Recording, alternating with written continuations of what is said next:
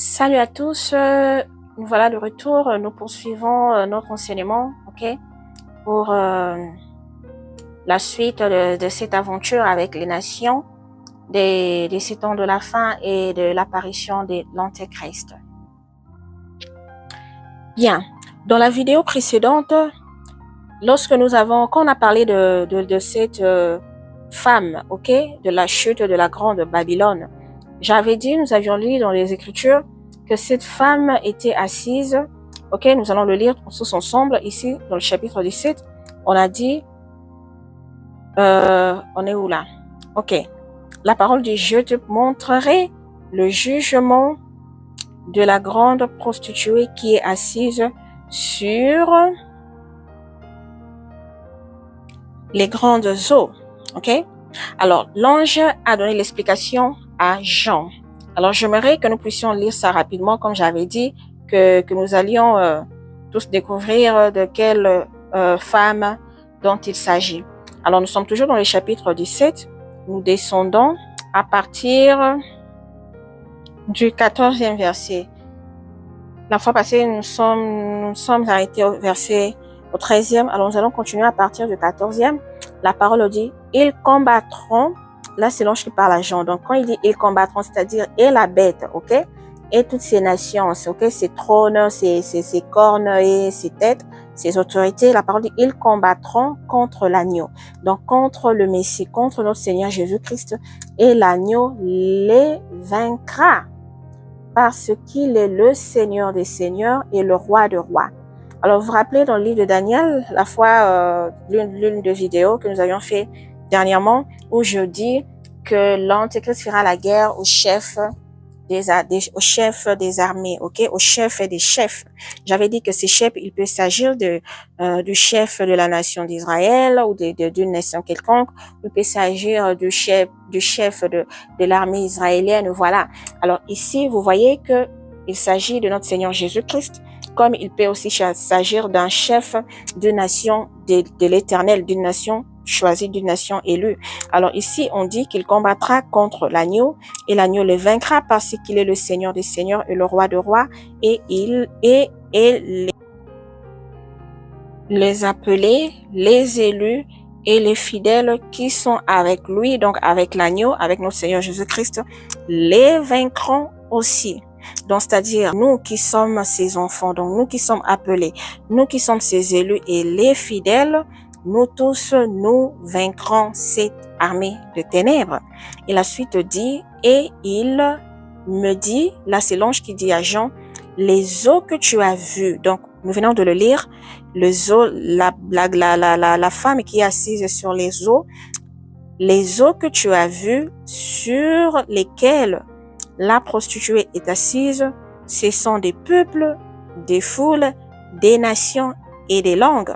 Donc, vous voyez, comme j'avais dit que cette bête, elle est assise sur, elle a un support, en fait. Vous voyez ses têtes, ses cornes. Donc, il s'agit ici des rois, des autorités. Il s'agit des peuples, des nations, ok? De foules de ces nations, de ces royaumes. Comme on le dit ici, il s'agit des nations et des langues, différentes langues sur l'étendue de la terre. Donc, il s'agit des différents peuples qui soutiennent cette femme. Donc, voilà pourquoi je dis que cette femme puise son pouvoir, son énergie, sa force de quelque part. Donc, elle est en bas, en dessous là. Donc, il y a la bête, ok, l'Antéchrist qui donne des ordres et qui lui donne cette force à travers ces nations, ces cornes, à travers ces têtes qui travaillent pour l'Antéchrist. Donc, je crois que tu me fais comprendre. Et c'est de là que puise son pouvoir, sa force et son énergie. Alors, la suite dit, les 10 cornes que tu as vues et la bête haïront la prostituée. Donc, il arrivera à un moment, ok, pendant que ces choses seront en train de se dérouler, entre eux, il y aura un mésaccord. Ok? Alors, on dit ici que les 10 cornes, c'est-à-dire les 10 rois, ok? Ou les 10 royaumes ou autorités, et la bête elle-même, donc, et lui-même, l'Antéchrist, tous se retourneront contre cette femme, cette prostituée. il y aura une mésentente qui viendra par la suite. Et on dit ici que là, et la dépouilleront. Et tous, ensemble, se contourneront contre la bête, la prostituée, donc la femme, et la dépouilleront et la démettront à nu. Donc, elles vont la dépouiller, l'humilier, la mettre à terre. Elles vont, ce dont l'alliance sera brisée avec cette femme, cette prostituée. Et on dit, elles mangeront sa chair. Donc, la bête et ses cornes, ensemble, mangeront la chair. Donc, elles détruiront complètement cette femme. Elles détruiront complètement cette prostituée. Elles mangeront sa chair. Vous voyez un peu les choses qui vont arriver dans ces temps de la fin. Et on dit, et la consumeront par le feu. Donc, elle sera consumée par le feu. Elle sera complètement détruite. La suite dit, car Dieu a mis dans leur cœur d'exécuter son dessein, un même dessein, et de donner leur royauté à la bête. Vous voyez? Donc, Dieu est le Dieu souverain, c'est lui qui dirige le monde.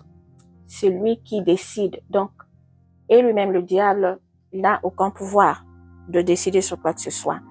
Alors, ils choisissent, l'homme ou le Satan choisissent, ce qu'ils veulent faire, leur plan.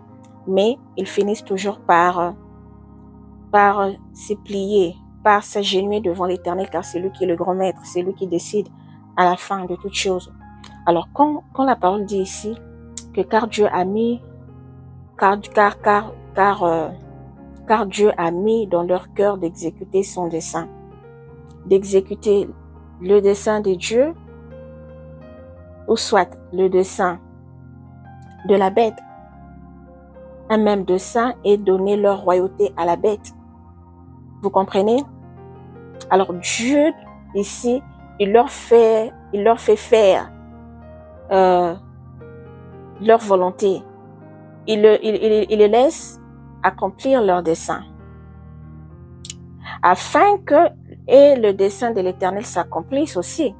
Parce que la parole dit ici, jusqu'à ce que les paroles de Dieu soient accomplies.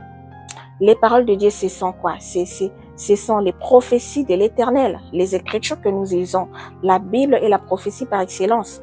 Donc vous comprenez que ces scénarios ou cette aventure, Dieu va s'aimer cette mésentente, ces troubles entre eux et les nations, c'est-à-dire ces autorités, ces cornes ou ces têtes vont se retourner contre la prostituée, cette femme, et ces nations, ces têtes vont prendre leur pouvoir, vont prendre leur autorité, vont prendre leur royauté et les vont la donner, la remettre à la bête.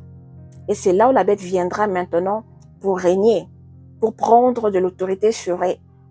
Donc, dans la bête, il y a l'esprit de Satan qui agit, la puissance de Satan qui agit. Alors, ces autorités vont se soumettre à la bête parce que la bête sera leur maître. Parce que en la bête, il y a l'esprit de Satan. Il y a lui-même leur maître, le diable. Alors, l'Éternel permettra tout cela jusqu'à ce que ses paroles, à lui, l'Éternel, soient accomplies, sa prophétie. Donc, c'est pour mettre fin à toutes ces choses, pour enfin asseoir la justice éternelle, le royaume éternel qui est le royaume de notre Seigneur Jésus-Christ. Et qu'est-ce qu'on dit de cette femme?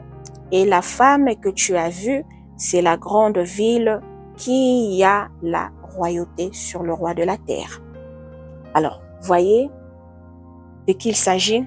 Cette prostituée, cette femme, eh bien la parole nous révèle de qui il s'agit.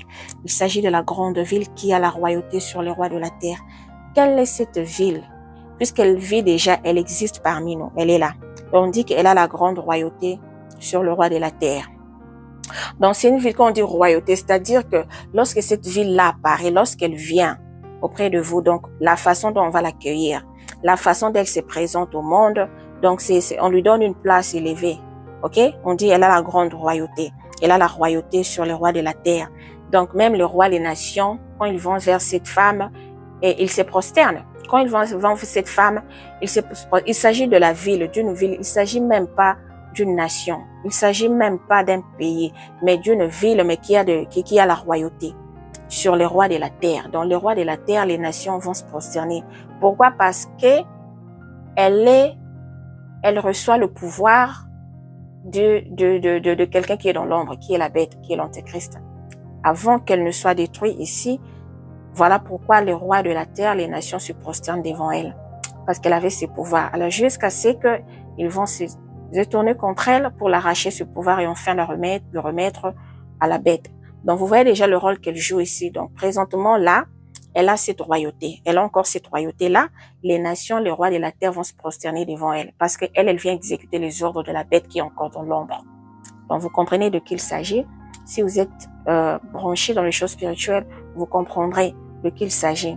De cette ville, cette femme qui a toujours un mot à dire lorsqu'il y a quelque chose où il y a toujours elle qui doit venir mettre un mot, dire un mot et faire connaître son autorité aussi, ok, agir, réagir et tout. Donc, elle est partout dans le monde là, elle qui est toujours là, dans ces histoires des organismes, organisations, blablabla, elle est toujours là. Donc, voilà de qui il s'agit ici.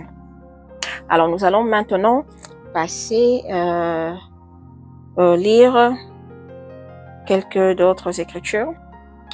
Bien, nous retournons ici au chapitre 13 du livre d'Apocalypse.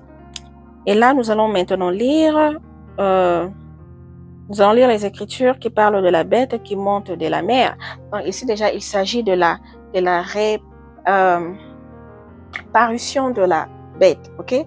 Qu'elle va reparaître. Donc, il s'agira, cette fois-ci, elle viendra, elle montera de la terre. Ok? Lorsque vous montez au-dessus, ici, sa première parution, c'est elle monte de la mer et puis elle sera blessée, ok? Alors, lorsqu'elle sera blessée, elle reviendra, cette bête, et cette fois-ci, elle va monter de la terre. De la terre, comme nous l'avions dit dans la vidéo précédente. Il s'agit là de la deuxième apparition, ok? Alors, les écritures, nous allons lire à partir du 11e. La parole dit, puis je vis monter de la terre une autre bête. Là, c'est Jean qui parle. Monter de la terre une autre bête qui avait 2 cornes semblables à celles d'un agneau et qui parlait comme un dragon.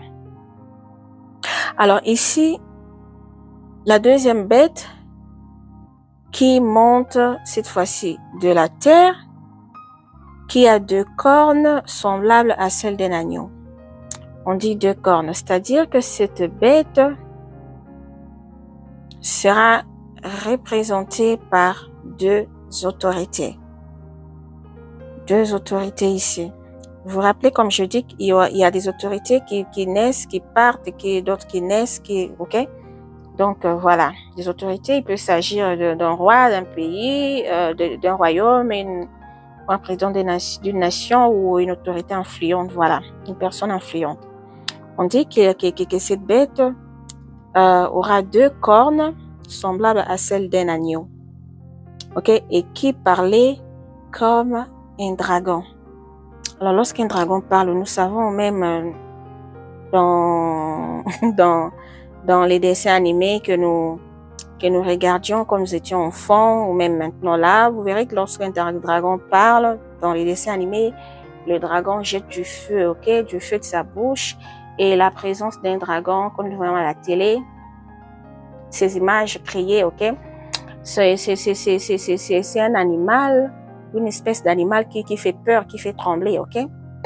Alors, lorsqu'on dit qu'elle parle comme un dragon, c'est-à-dire qu'elle aura une certaine autorité un peu plus élevée, ok? Un peu plus élevée, puisque les Écritures, toujours dans ces chapitres, lorsque vous remontez, vous allez voir que la première bête, le pouvoir lui fut donné par le dragon, que le dragon lui donna sa puissance, son trône et une grande autorité. Donc, le dragon, c'est lui-même l'image de Satan. Ok? Dragon, c'est lui-même l'image de Satan et la bête, c'est l'image de l'antéchrist. Donc, Nous comprenons ça? Alors, on dit ici la deuxième bête, elle viendra plus forte. OK? Elle viendra plus forte. Elle sera plus puissante. Celle qui va monter de la terre. Donc, monter de la terre, ça veut dire quoi? Donc, c'est une bête qui va sortir des nations. Qui va sortir parmi les autorités de la terre. Donc, cette bête va sortir parmi elles. On dit qu'elle a 2 cornes. Donc, elle va sortir parmi les autorités de la terre. Ces autorités, je ne dis pas qu'il doit forcément s'agir d'un roi, d'un royaume ou d'un président de la République ou d'une nation, mais quand même, ce sera une personne très influente. Une bête qui sera un peu plus puissante que la première, parce que elle parlera comme, on dit que elle aura 2 cornes semblables à celles d'un agneau et qui parlait comme un dragon. Donc, elle parlera comme un dragon. Vous voyez que l'autorité augmente ici. Donc, c'est-à-dire une bête qui viendra avec plus de règles, des lois. Il viendra imposer, il viendra, obliger de choses. Et la suite dit, elle exercera toute l'autorité de la première bête. Donc, c'est-à-dire la première qui est partie, là, celle qui est blessée. Dans la deuxième qui vient, elle récupère toute l'autorité.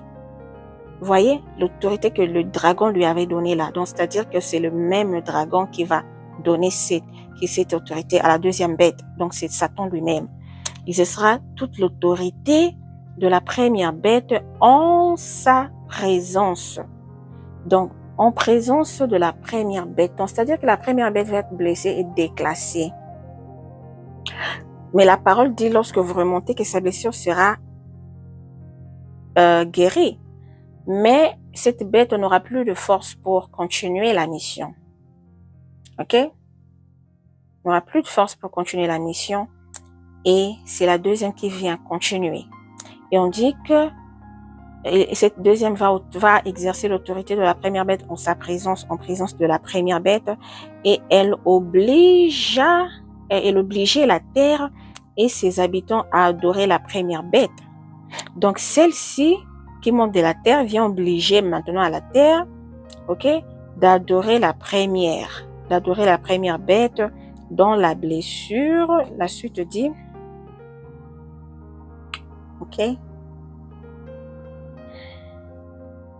on dit dans la blessure mortelle avait été guérie. Elle opérait de grands prodiges jusqu'à faire descendre du feu du ciel sur la terre à la vue des hommes. Donc, il viendra avec une séduction incroyable, une séduction terrible, faire des miracles pour séduire, jusqu'à séduire les hommes de la terre sur la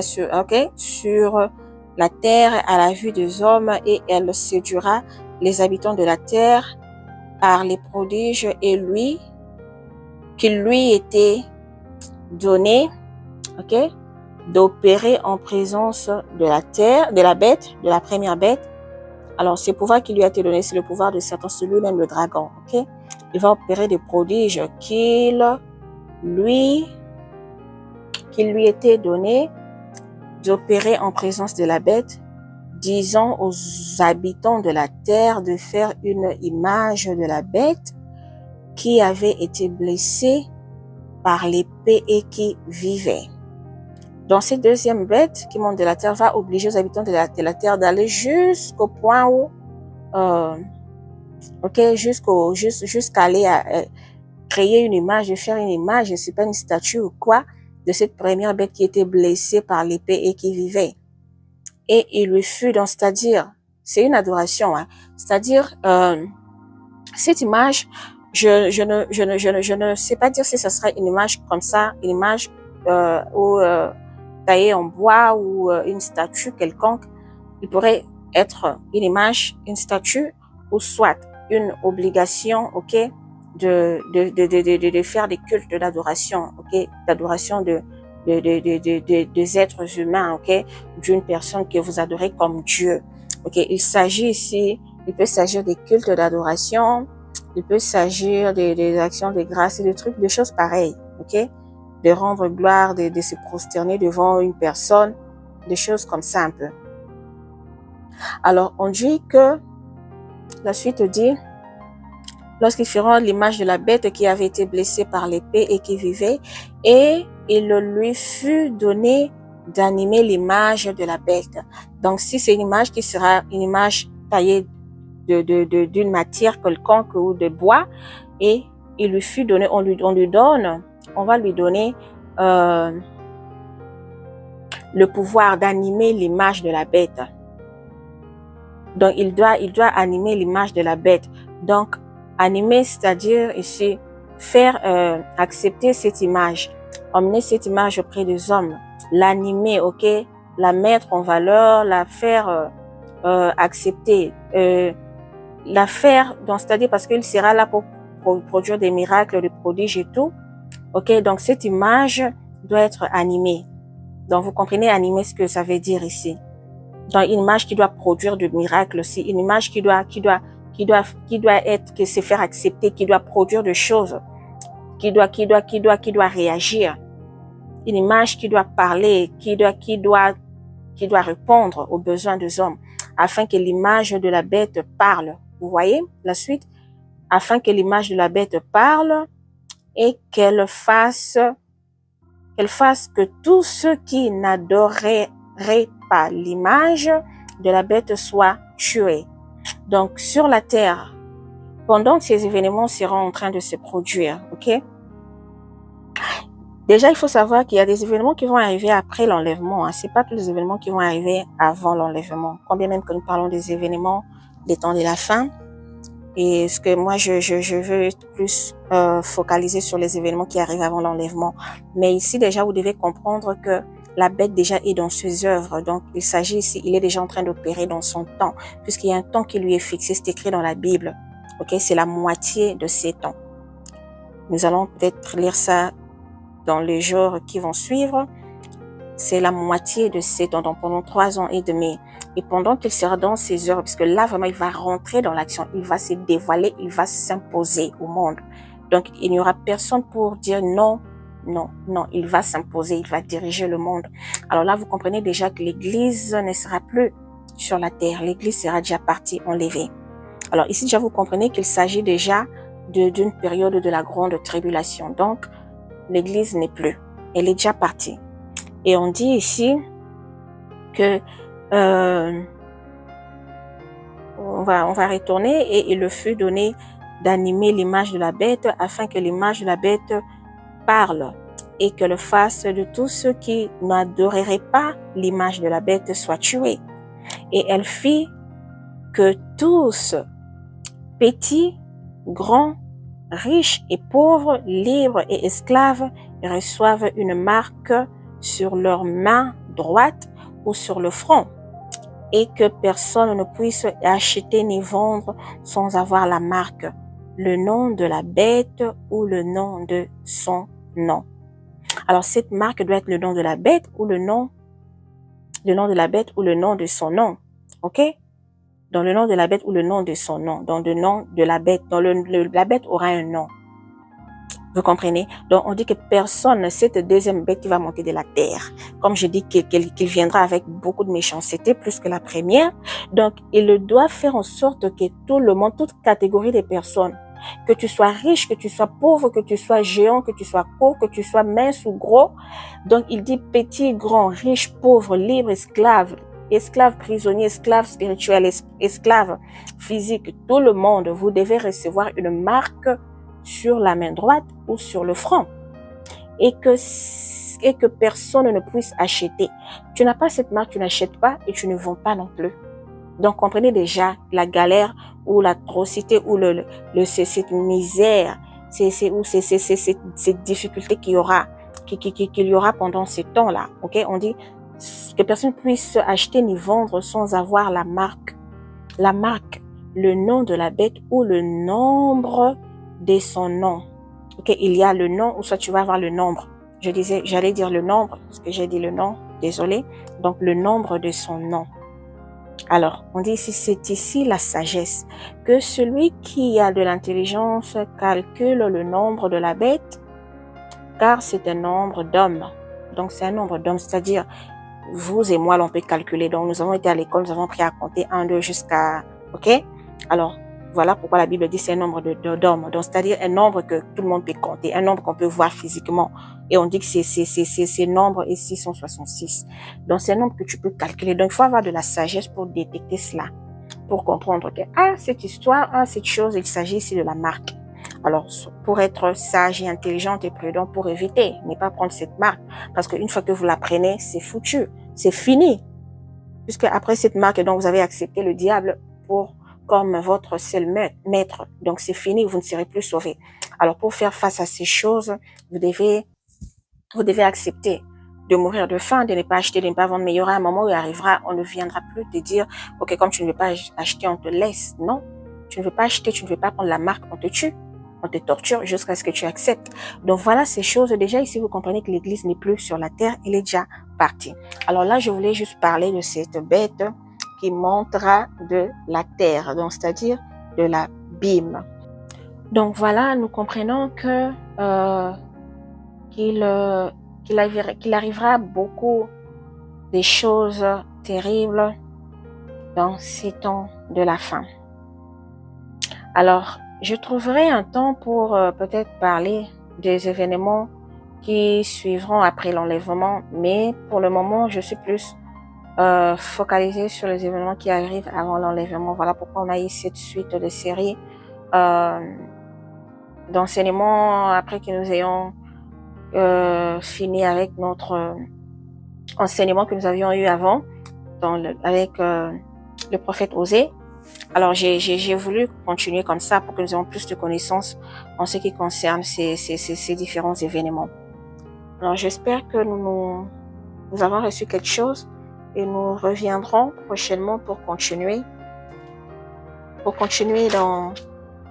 dans cet enseignement. Alors, merci à tous. Bye.